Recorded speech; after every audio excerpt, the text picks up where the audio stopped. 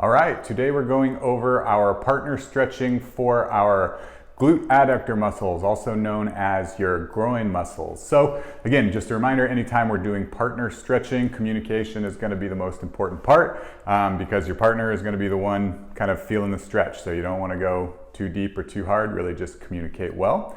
So reminder, what we did for our hip stretch is if I'm stretching her left leg, we're going to have her bend that leg up to 90, and then we're just going to drop it off to the side. We're actually going to put the bottom of her foot on my right hip joint right there. And then the next important part are your hand placement. So what you're going to do is place your right hand on her left knee and my left hand on her knee here. And you're going to start lower. And again, you want the patient to relax, let that hip drop.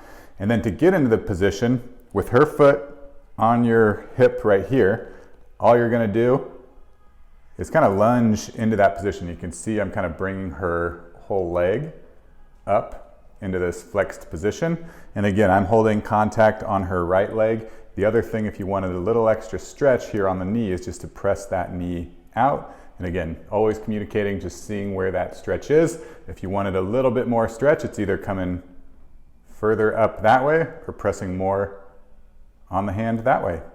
So there you have it. That's partner stretching for the adductors or groin muscle.